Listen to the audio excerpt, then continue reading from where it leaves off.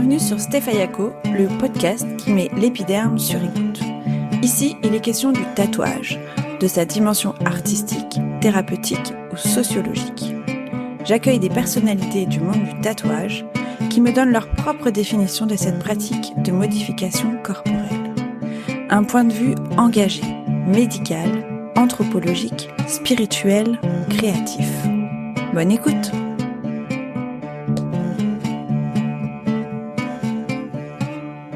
Le seul dessinateur intradermique de France. Autrement dit, un tatoueur, disons, légal. Combien de temps pour faire un tatouage? Tout est variable. Est-ce que ça fait mal?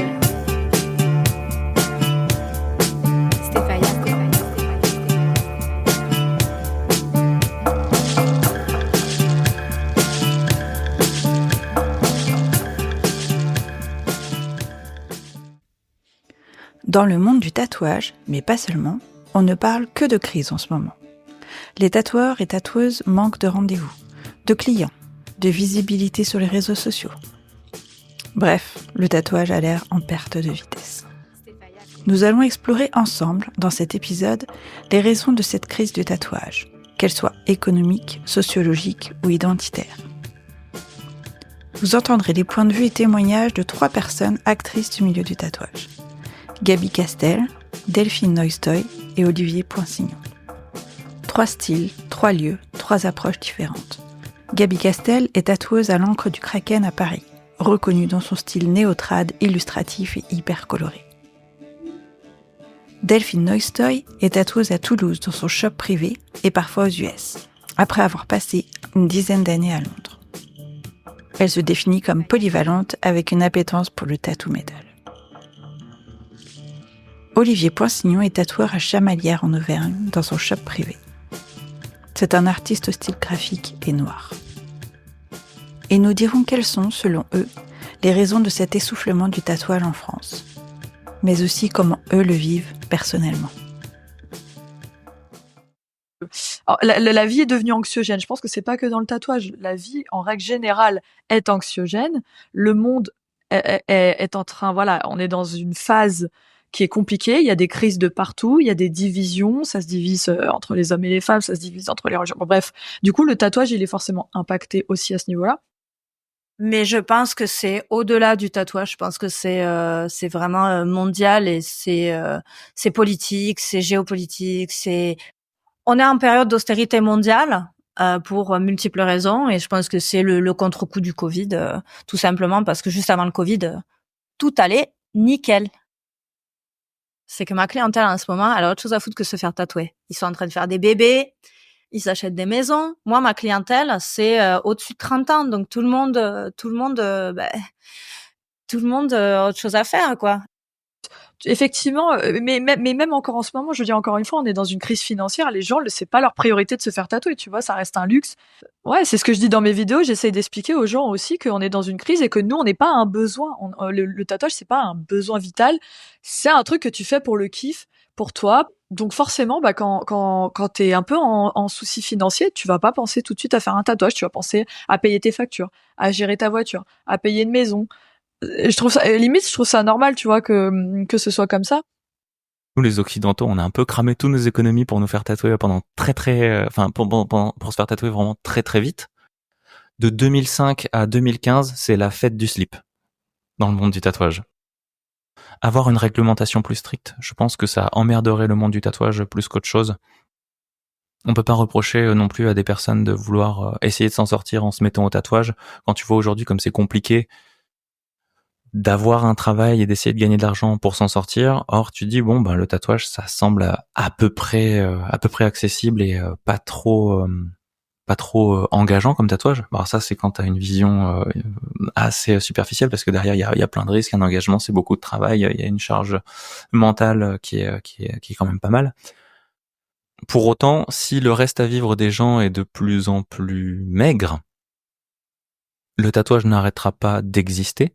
Par contre, je pense qu'on va tendre vers une pratique du tatouage de plus en plus minimaliste et robuste, où le tatouage punk, le tatouage fait maison, va refaire son émergence, parce que les gens n'ont pas envie d'arrêter de s'exprimer. Et plus on va avoir des difficultés à vivre, à avoir du plaisir, à exprimer notre personnalité d'une certaine manière, un peu comme des prisonniers en fait. Le dernier espace de liberté, le truc qu'on va pas pouvoir t'enlever, ton dernier espace de propriété et de liberté, ça va être ton corps. Et je pense que le tatouage punk, le tatouage fait par tous les moyens, il va être d'autant plus présent dans les années à venir.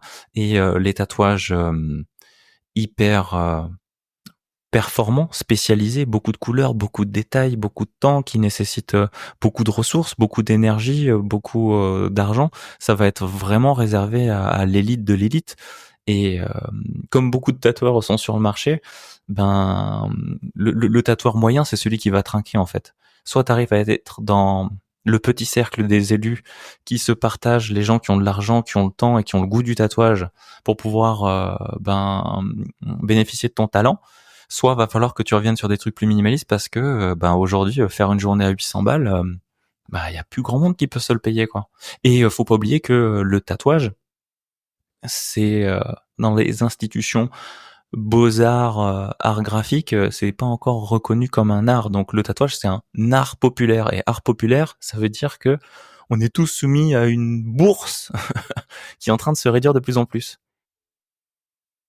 La jeunesse, on la pointe dans le tatouage comme des pratiquants un petit peu comme fusil, tu vois, en mode ignorante, où on en a rien à foutre de ce qu'ont fait les anciens, on cherche pas à faire quelque chose qui va tenir, tout simplement parce que c'est une jeunesse qui est écrasée par l'économie, c'est une jeunesse qui n'envisage pas de faire des enfants, c'est une jeunesse qui ne sera probablement jamais propriétaire, c'est une jeunesse qui, quand tu lui parles d'un tatouage qui doit rester lisible dans 30 ans, ils en ont rien à foutre en fait. On parle aussi beaucoup de l'impact des réseaux sociaux sur l'économie du tatouage. Après une période d'euphorie et de découverte, les artistes ont développé une dépendance aux réseaux sociaux comme Instagram. Les algorithmes ne sont pas cléments avec les artistes, et surtout si l'on montre un peu trop de peau. C'est depuis que Facebook a acheté Instagram, hein. Quand on regarde en fait l'algorithme de comment Facebook a été monté, ils ont appliqué le même système à Instagram, alors qu'Instagram à la base c'était fait par des photographes, c'était vraiment chronologique et ça donnait une chance à tout le monde. Le problème en fait d'aujourd'hui, c'est pas les réseaux sociaux, c'est les algorithmes. Parce que les algorithmes, c'est des machines débiles. Moi, je buzz sur mes coups de gueule. Quand je suis là, genre, on est tous dans la merde, c'est de la dramatisation. Les gens, en fait, c'est pour ça que moi, généralement, on m'a vu faire un suicide social. J'ai perdu 17 000 followers là, dernièrement parce que j'ai fait, allez tous vous faire mettre, tu vois. Après, ça reste une ouverture aussi sur le monde quand même. Quand Insta est sorti, c'est vrai que ça a quand même été une vitrine incroyable pour plein d'artistes. Moi, je sais que j'ai découvert plein d'artistes grâce à Insta que je ne connaissais pas du tout. Même je parle en peinture et tout, tu vois. Enfin, c'était fou quoi de voir autant de belles choses afficher le fait que ce soit problématique ou qu'on ait des soucis de clientèle ou des choses comme ça. Je suis pas certaine. Les gens, ils vont venir voir parce que oui, ok, ils vont commérer, tu vois. Ils vont venir voir parce que et il y a, en fait, tu fais des tatouages et en fait, tu vois que le réseau te met pas du tout en avant et tu vois qu'il te met en avant dès qu'il y a de la haine, dès qu'il y a de la polémique, dès qu'il y avait des commentaires, voilà, des discours haineux. Moi, je pense que c'est bien pour les autres tatoueurs parce que moi, j'ai beaucoup partagé là-dessus dernièrement. Et c'est comme ça d'ailleurs que Steph m'a contacté. Je pense que c'est bien pour les gens de l'industrie de savoir qu'ils sont pas seuls. Bon, il y a mes collègues aussi, des fois, ils font l'erreur parce qu'ils mettent ça en story. Ils mettent souvent ah bon bah là, c'est chiant, ça marche pas, machin, les réseaux et tout, aidez-moi. Et j'ai dit arrêtez de faire ça parce que les gens ils vont regarder parce que oui, ils sont attirés par la merde, mais c'est pas des clients que vous allez avoir parce que vous allez juste avoir des gens qui regardent ce que vous faites par rapport au fait qu'ils sont attirés par le drama, par tout ça. Mais est-ce que vraiment derrière vous allez avoir quelqu'un qui va booker pour un rendez-vous? Tu vois, je sais pas. Et les réseaux sociaux ont transformé la vision du tatouage dans l'imaginaire collectif. Avant, le tatouage dans l'imaginaire collectif, c'était celui que tu croisais dans la rue ou que tu voyais à la limite au cinéma. Et Monsieur Tout-le-Monde a accès à du tatouage de très près comme il ne l'a jamais vu. Le tatouage, c'est un échange de ouf entre l'humain, tu vois, entre le tatoueur et le tatoué. Et maintenant, c'est très consommation. C'est très, je suis à un clic d'avoir un tatouage, tu vois. Et je trouve ça un petit peu, je pense que c'est un petit peu dommage. Et du coup, entre les générations, on est en train de se tirer dessus parce que on se renvoie la balle en se renvoyant la faute l'un sur l'autre. Les vieux, on va leur dire que ils nous ont pas fait la place. Ils ont pas préparé notre venue, c'est pas bien géré. Et les vieux vont dire les jeunes ne nous respectent pas, ils comprennent pas comment on faisait, c'est pas comme ça qu'on fait du tatouage. C'est ma génération qui est coupable de ça. À l'époque, donc, il y avait cette espèce de donc cette sacralisation des shops. Et ma génération, et je le dis bien ma génération, moi je pense que là on se prend un putain de gros retour de karma et je le prends sur le coin de la gueule avec humilité. Donc à l'époque, si on voulait tatouer, il fallait se rapprocher de shop. C'était pas se rapprocher d'un tatoueur, c'était se rapprocher d'un shop. Et il y avait des shops qui étaient selon si tu faisais du dot work, le black work c'était pas encore un truc. Si tu faisais du réalisme, si tu faisais du trad, il y avait moins de styles déjà. Et selon ce que tu voulais faire, tu voulais être avec ce shop-là. Donc, tu commençais par te faire tatouer par les tatoueurs du shop, tu devenais pote avec les tatoueurs du shop, puis un jour, au bout de, je sais pas de combien de tatous que tu avais fait avec eux, tu disais, bon, les gars, j'aimerais bien vous présenter mes dessins, mon petit portfolio, blablabla. Et puis, peut-être tu devenais apprenti. Ou si tu étais comme moi, en fait, tu te faisais pote avec les tatoueurs. Et si t'arrivais pas à trouver un apprentissage pour X raisons, tu devenais autodidacte et c'était ton pote qui te filait des machins, des trucs. Et puis voilà. Puis moi, quand à 20 ans, j'ai été prise chez Divine Canvas, donc chez Z Le Head à Londres, qui était le pape du dot work, clairement. Ça a été la consécration. Et faire partir de Divine Canvas, maintenant, quand les gens disent Divine Canvas, il y a encore des gens qui s'en souviennent, qui se souviennent du shop. Le shop, l'équipe de Divine Canvas était connue pour Divine. C'était pas nous, c'était Divine. À Divine, c'était la teuf tout le temps, c'était tatou gueudreau sexe jusqu'à 4 heures du matin. C'était le premier shop au monde où tout le monde dans le shop avait des tatous sur la gueule. Sauf moi j'étais la seule qui avait rien sur la gueule. Et donc ouais, c'était vraiment les shops étaient des institutions. Puis ma génération a commencé à faire Facebook, Instagram. Sur Instagram, on a commencé à ouvrir en fait le monde du tatou et c'était plus le shop, c'était les tatoueurs qui ont commencé à devenir un peu des petites restas.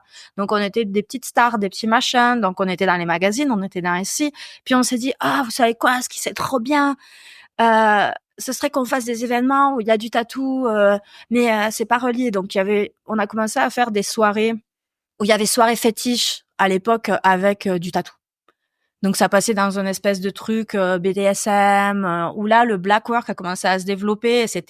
Le black work, c'était un peu un signe du BDSM à l'époque. Donc c'était beaucoup de perceurs qui faisaient de la suspension. Moi j'en faisais partie. Je faisais partie de gros crews de suspension à l'époque. Où le bras noir, c'était le bras du perceur, parce qu'il y avait toujours un perceur dans les shops de tatou à l'époque, ce qu'il n'y a plus maintenant. Et le bras noir, c'est le bras du perceur, parce que le perceur, il se faisait tatouer par les apprentis, il avait de la merde, puis il se faisait recouvrir en noir, et c'était vraiment un truc, c'était le code du perceur qui fait de la suspension, qui est dans le BDSM.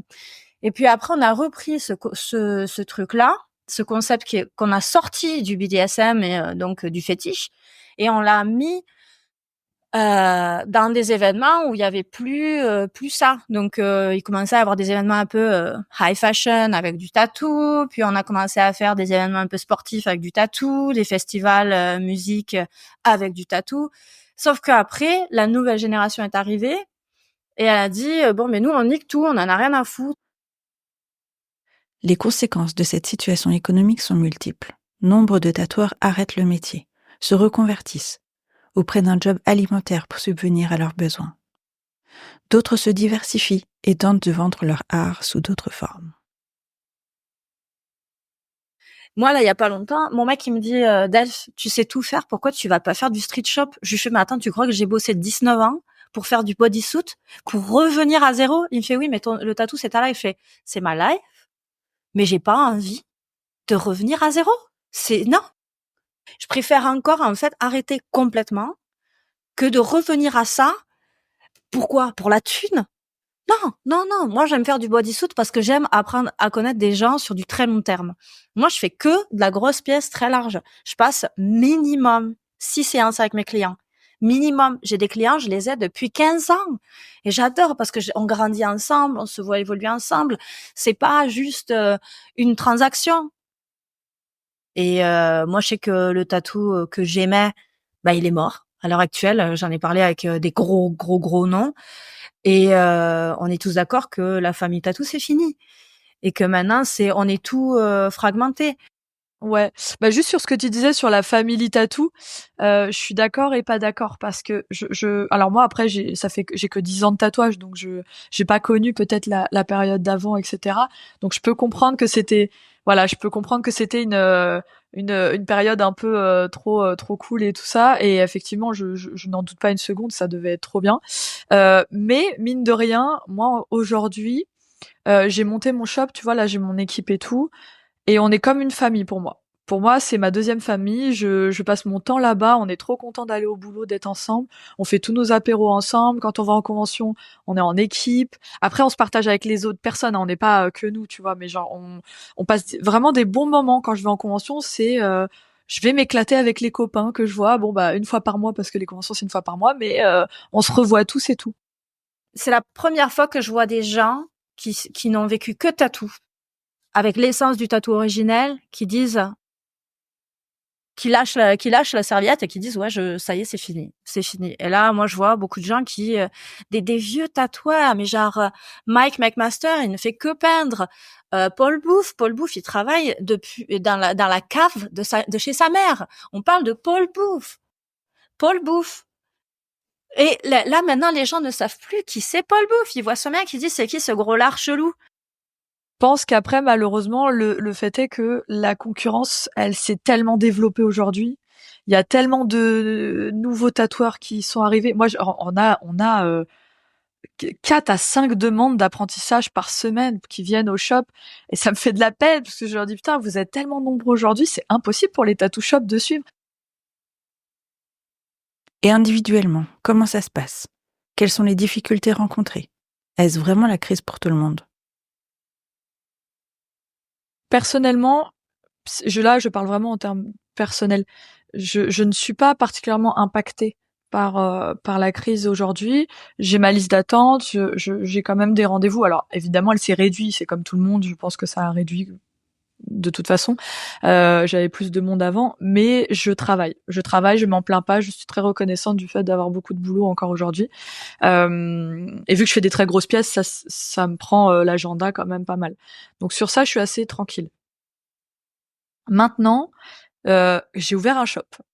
Et maintenant que j'ai ouvert un shop et que je suis inquiète évidemment pour mes tatoueurs, pour les gens qui sont autour de moi, je suis sous anxiolytique. Bonjour, coucou anxiété. Donc du coup, je comprends totalement les gens qui sont du coup anxieux puisque je suis dedans. C'est une période compliquée, c'est une phase. Il y a eu des crises dans le monde du tatouage. Je pense que même à l'époque, il y a eu des crises aussi pour les anciens. Je pense qu'on n'est pas seul, tu vois. Enfin, il y a des crises dans toutes les générations. Maintenant, à voir comment on passe cette crise, à voir quelles sont les solutions à apporter, mais je reste optimiste. Alors, moi, je suis pas aussi optimiste que toi, malheureusement, parce que j'ai le double d'années que toi dans le tatou. Bonjour le Xanax. Ouais, je suis sous anxiolytique. Bon, moi depuis des années, hein, mais juste, j'étais en train de me sevrer et la crise a fait que je ne peux pas me sevrer.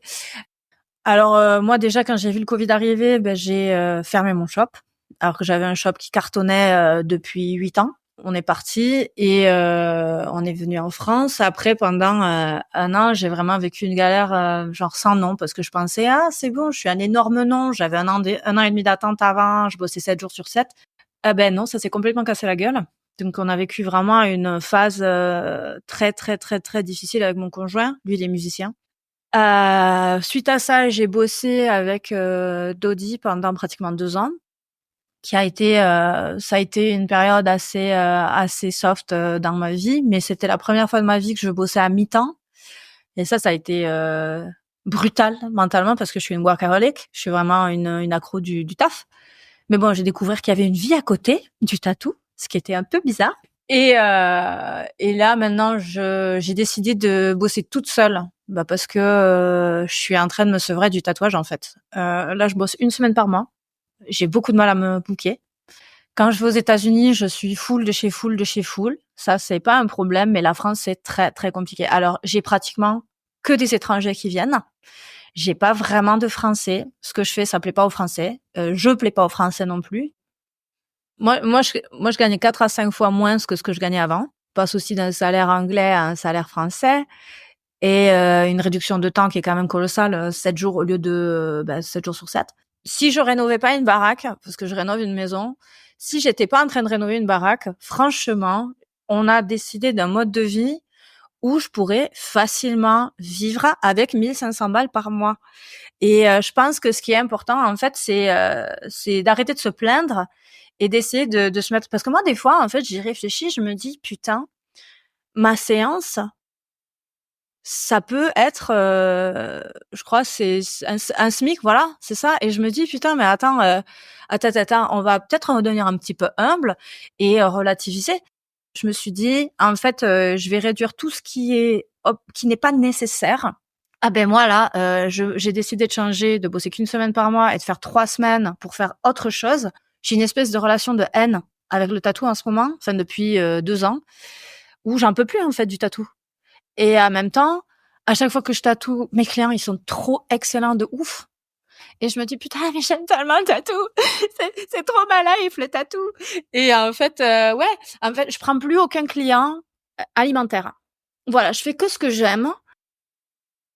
Là, il y a vraiment une chute incroyable. Je suis à moins 50% de chiffres. Donc là, clairement, je ronge tous les os possibles pour pouvoir m'en sortir. Et je veille, en fait, s'il y a une porte de sortie à un moment ou un autre pour assurer la sécurité de ma famille, je le ferai, en fait. Je pense que une grande partie des tatoueurs, des bons tatoueurs, dont moi-même, alors je vais enlever le bon tatoueur, une partie des tatoueurs, dont moi-même font partie, on va continuer de faire du tatouage comme on continuerait de faire du dessin ou comme on pourrait faire de la musique. Il y a trop de concessions à faire pour gagner très très peu. Moi, je commence le tatouage en 2024, je n'existe pas. Ça marche pas, quoi, c'est pas possible. L'économie du tatouage, je n'y crois plus. À la nécessité de faire du tatouage, j'y crois encore. Même si j'arrête d'être tatoueur, professionnellement parlant, je n'arrêterai pas d'avoir une pensée créative et d'exprimer des choses à travers le tatouage. Moi, j'ai des projets de tatouage que je veux faire jusqu'à la fin de ma vie. Mais peut-être que ce sera plus mon métier numéro 1. Je suis prêt à arrêter le tatouage de manière professionnelle et à plein temps, en fait. Je ne l'envisage pas, je suis pas en train de chercher. Par contre, si j'ai une bifurcation qui me permet d'assurer une sécurité pour mes enfants, je le ferai, en fait. Parce que moi, aujourd'hui, je sais pas comment je vais payer les études de mes enfants, et j'ai 4 enfants.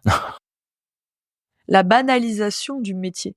C'est-à-dire que moi, avec les dernières vidéos que j'ai faites, ce que j'ai remarqué, et vraiment je ne m'y attendais pas, je pense que j'étais dans le monde des bisounours, mais quand j'ai fait mes vidéos là dernièrement, sur les tatouages Pinterest, pas voler les dessins, pas machin, tout ça, non. Le nombre de commentaires que j'ai eu de gens, ouais, mais en fait, je viens, je paye, tu me fais ce que je veux. Ouais, bah si je veux ça, c'est comme ça. Et je lui dis, mais non les gars, en fait, vous comprenez pas. Non, mais puis vous comprenez pas qu'on n'est pas des marchands de tapis, putain. Ma clientèle, elle a jamais été très très locale, et le fait que ce soit à Clermont-Ferrand, les gens se déplacent beaucoup plus difficilement que le peu de fois où je suis allé à Paris, où là j'avais des internationaux qui sautaient sur l'occasion de venir à la capitale. En fait, l'endroit où tu te trouves dans l'imaginaire collectif va plus ou moins être un frein dans ton aventure d'aller te faire tatouer. Je veux pas que ce soit ouvert à n'importe qui. Je pense que voilà, il y a des, il faut, on repart sur la réglementation, mais je pense que clairement, on est un métier qui a jamais été considéré, on n'a jamais été considéré comme artisan, on n'a jamais été considéré comme artiste, on n'a pas de statut propre. Je trouve ça quand même scandaleux qu'on arrive à cette époque où tout le monde se fait tatouer, où c'est démocratisé d'une manière, voilà, c'est ascendant quand même, et on n'arrive pas. On est auto-entrepreneur, quoi. Je comprends pas qu'on puisse pas comprendre on est dans de la création et quoi qu'il arrive, même en artisan, être artisan, moi ça m'irait très bien. J'ai pas besoin d'avoir ce statut d'artiste, mais même juste de l'artisanat. Et je trouve ça quand même fou. Et le fait qu'on soit pas réglementé comme ça, c'est la porte ouverte à n'importe qui, donc à la cousine du voisin de machin qui a décidé de prendre une machine sur AliExpress et qui a décidé de tatouer son pote. Pense sincèrement que déjà on peut partir sur une base où je cautionne pas la dévalorisation du métier. Ça veut dire que pour moi on doit pas forcément baisser ses prix, parce qu'à partir du moment où tu baisses tes prix, tu te mets à niveau de. C'est comme si demain un grand chef, parce qu'il y a la crise, il va se mettre au prix du McDo. Je suis pas d'accord. Voilà, on peut pas mélanger les torchons et les serviettes. Par contre, je pense aussi que le tatouage est un métier qui est un des métiers d'art les plus valorisés, même si on n'est pas reconnu.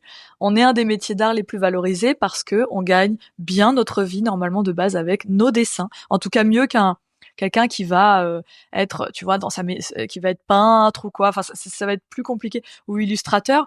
Moi, je te dis, j'ai plein de potes illustrateurs. Ils galèrent, ils mangent des pâtes tous les jours tellement ils sont en galère, tu vois.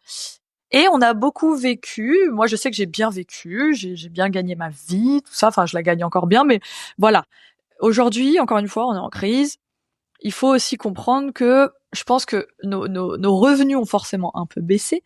Mais je pense que du coup, ça veut pas forcément dire que c'est la merde. Parce que des fois, tu passes juste de, par exemple, 10K à 3K. Et tu dis, oh là là, mon Dieu, oh là là là. Mais en vrai, 3K, il y a plein de gens qui l'ont pas, tu vois, dans leur vie. Il y a plein de gens qui vivent pas avec ça. Tu vois ce que je veux dire? Par contre, je pense qu'on peut relativiser sur le fait que il y a des gens qui vivent avec 1000 balles, tu vois, même pas 1000 balles des fois, et qui arrivent à vivre. Donc je pense qu'on n'est pas encore, voilà. Mais attention, je sais bien qu'il y a des gens qui sont vraiment très très très en galère. Donc je fais vraiment une généralisation du truc, tu vois. Ben, on est devenus des petits bourgeois, des petits bourgeois alternatifs qui se plaignent. Et ça, c'est problématique parce qu'à la base, le tatou, c'était un truc de gangster, de criminel.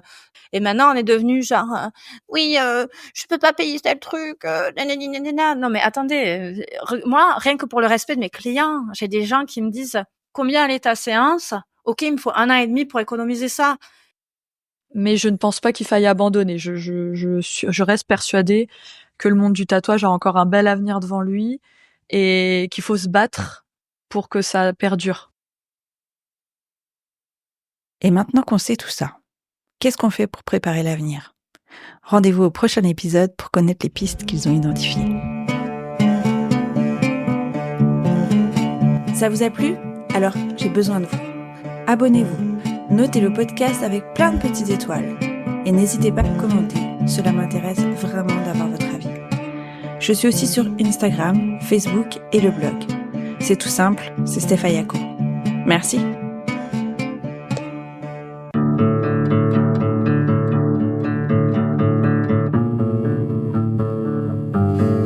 Stefaya.